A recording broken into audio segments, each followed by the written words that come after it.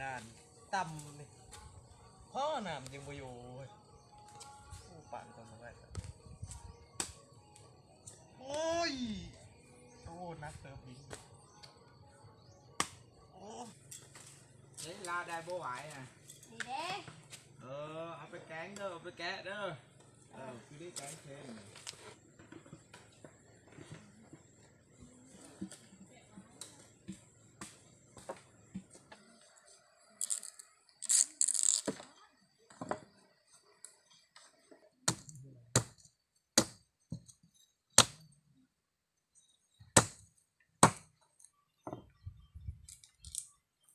เด้อ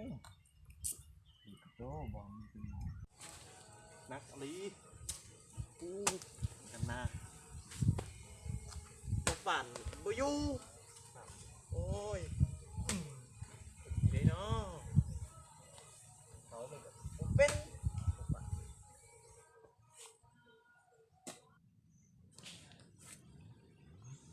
โอ้ยเมื่อยเด้ปั่นกันให้กันนาที่เมื่อยเงาว่ามันโอ้โทรหาเช้าก่อนนะพอเป็นกำลังใจนะตอนเมื่อย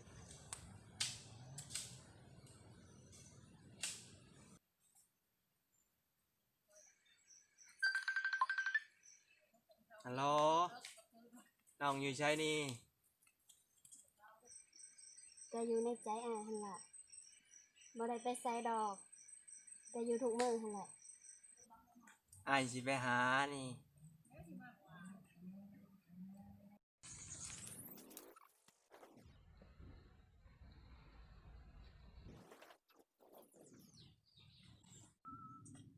แน่ๆง่วงนี่บ่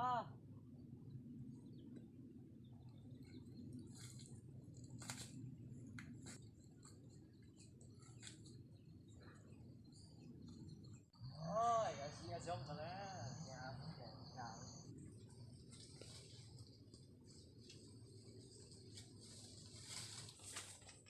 แน่ๆง่วงนี่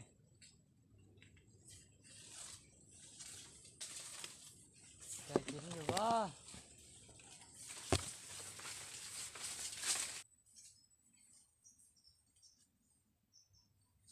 แน่ได้แล้ว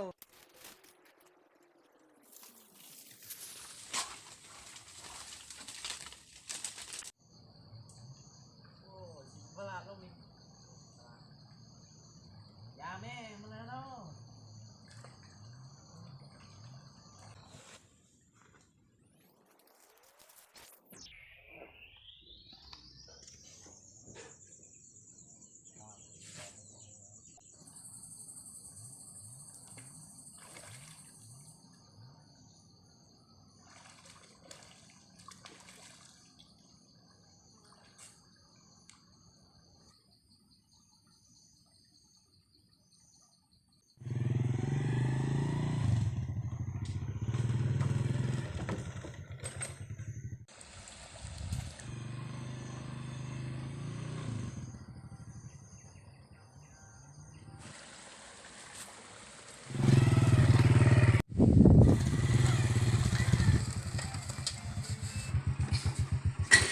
ถ้าอ้ายโดนบ่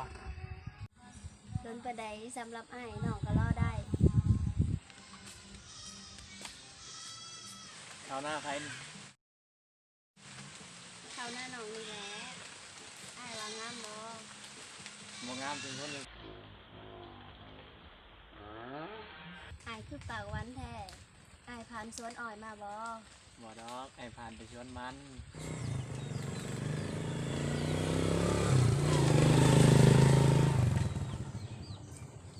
สั่นน้องไปเอาน้ำก่อนเด้ออ้ายท่านี้โดยบ่เป็นหยัง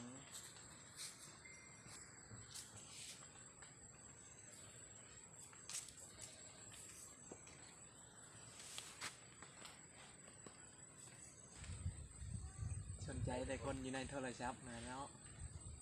บ่ดอกน้องก็มีอ้ายอยู่แล้ว แม่นบ่โดยยันว่าคือซื่อๆบ่จัก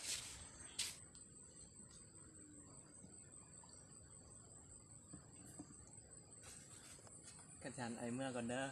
โดยโชคดีเด้อ บ๊ายบาย บ๊ายบายคือกันเด้อ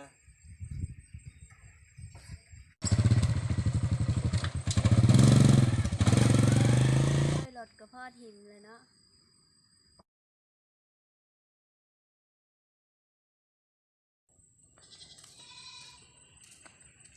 ได้แล้วบ่แจว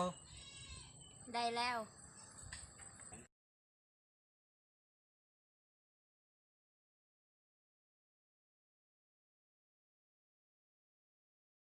เฮ้ยว่าจะได้ก็เห็นมาเล่นอยู่มันน่ะ บ่ได้มา กันชันก็โทษแล้วมากินเมียงน้ำกัน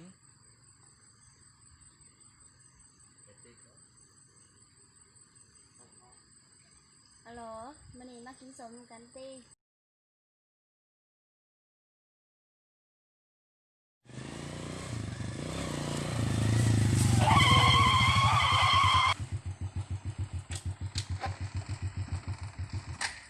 บิตาแสบแท้มากินน้ำกันทั้งม่วงทั้งขามโอ้ยแสบแล้วนี่ ไผเวลาเนี่ย ผู้บ่าว ป้าโทษเจ้าลักล้มผู้บ่าว แทนทีก็ให้เจ้าตั้งใจเฮียน เจ้าเป็นมาล้มผู้บ่าว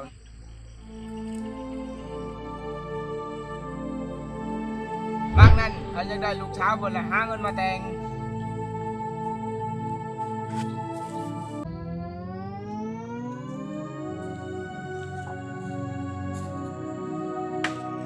นี่คือกันแทนทีจะตั้งใจหำใจเฮียน ไปมาล้มผู้บ่าวไปลงยาพูน